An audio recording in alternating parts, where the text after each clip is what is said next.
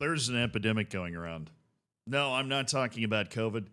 I'm not talking about foreheads or hoodies or fluorescent lighting in the background of Twitch streamer and YouTube channels. No, I'm talking about something much less serious than that. I'm talking about these tweets. I got a friend. Hey, shut up. I have friends. His name's HITC7s. Good guy. You know, we've never really made a video together or anything. We just kind of message each other every once in a while saying, hey, man, sick video and the like. And then pretending that we're going to make a video together at some point. But every once in a while, he just goes in and tries to absolutely extinguish the eternal flame that burns within us all for certain people. And he did that recently with a player you might have heard of, somebody that's famous in football manager circles, a guy named Chris Smalling, right? Used to play for Roma, obviously an English player, as you might have been able to guess by the name, and somebody that played at the top level for a while. Well, guess what? Chris Smalling, he's in Saudi Arabia now. He's not alone in that, right? There are a lot of players that are now in Saudi Arabia, which in a lot of ways, I don't necessarily have a huge problem with. If somebody is willing to pay me $100 million to make YouTube videos, I'd probably say yes to that, because there's a difference, between wealth and generational wealth, right? The thing I would have a problem with attached to that $100 million is what is what Alfie is quote tweeting, right? Because they're not paying you $100 million, right? And it's not like Chris Smalling's making $100 million. I don't know what Chris Smalling's making. It's probably a lot less than the Neymar Ronaldo contracts, probably. But I mean, Chris Smalling is somebody that, I feel like had a couple of years left at a high level. But Saudi money is Saudi money. Now, the thing I would have a problem with is being a mouthpiece for the Saudi regime. Okay?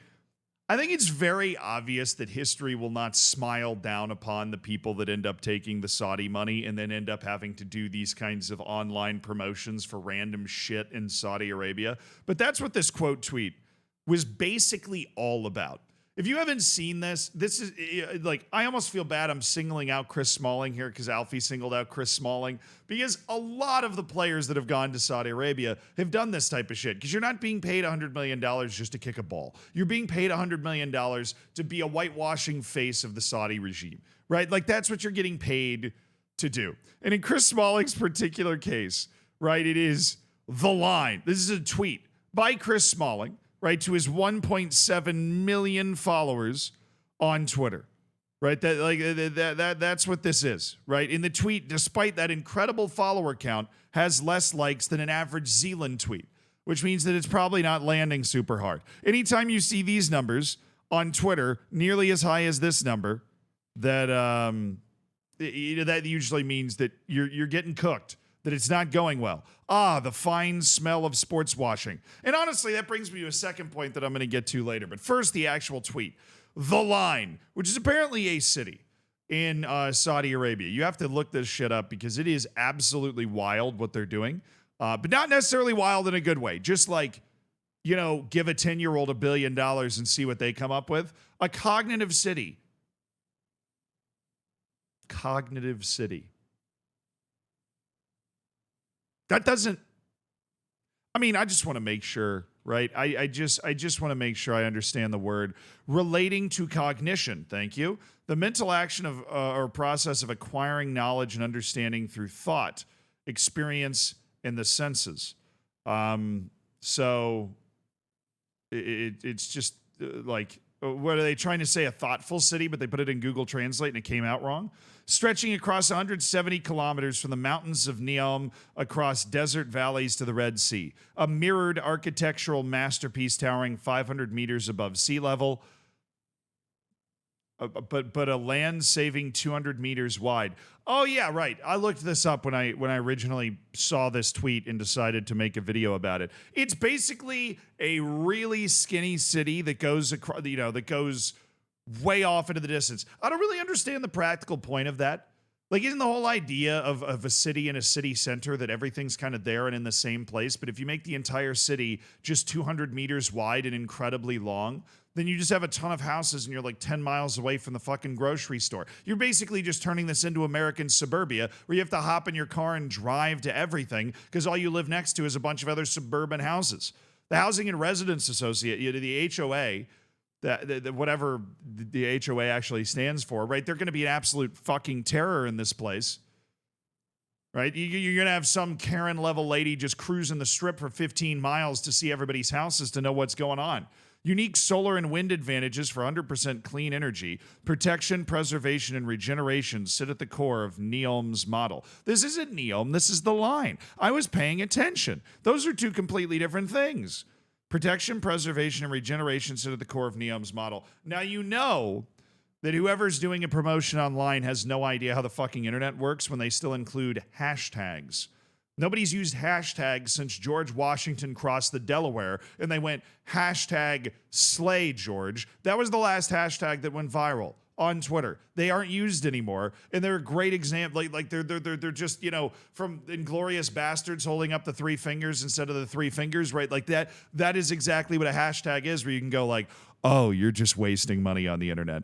And this goes to the second thing. Like, yeah, history's not going to smile on this. Yeah, you're basically, you're okaying yourself being a shill for a lot of money. And maybe that's cool, right?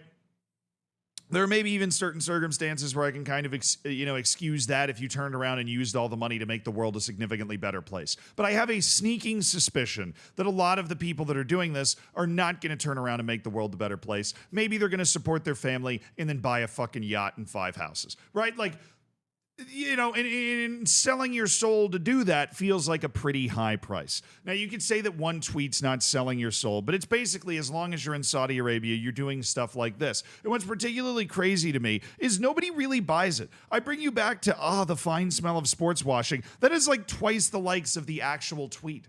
I don't really know what anybody's trying to accomplish here, other than Saudi Arabia seems to get some sort of visceral pleasure out of bending things and people to its will.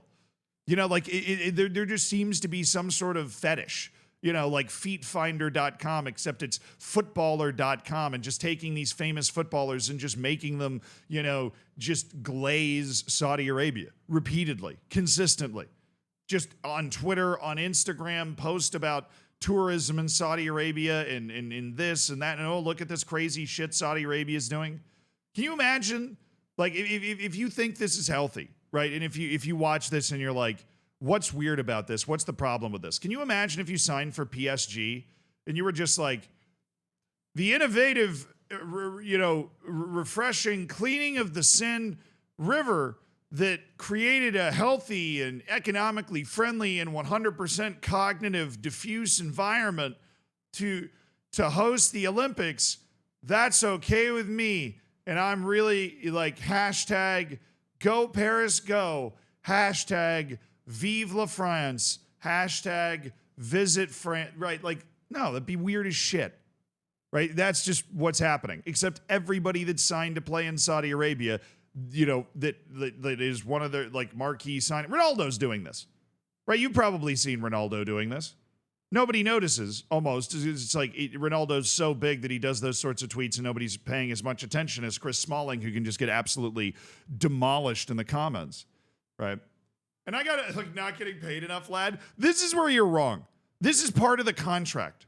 He's getting paid as much as he's getting paid because doing this, shilling for the shot like the Saudi regime and tweeting out a QR code to learn about the line, which, by the way, if you actually watch news stories about this stuff, they're trying to recruit Westerners to live in Saudi Arabia to make content about what it's like to live in Saudi Arabia. So I imagine the reason the QR code is there is because they're going to like offer you a lot of benefits and stuff if you want to move to the line, which again, I go back to my original point that living, it just seems like a stupid idea. I don't know.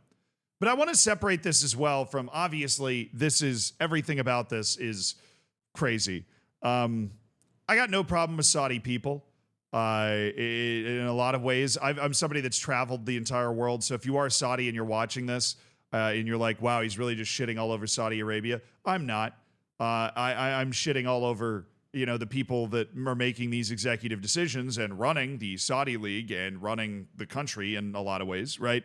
But I'm not shitting on the Saudi people. I actually had a lot of good interactions. They were at the Football Manager World Cup for as an example, and the two dudes I met there were just awesome people.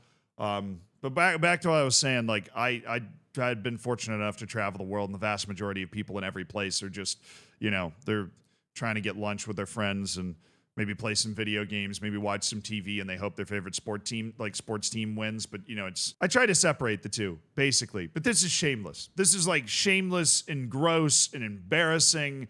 And history will remember the era where there was just a bunch of professional footballers just talking about Saudi infrastructure. And I think Alfie did put it best, though. The tweet that set me on this in the first place.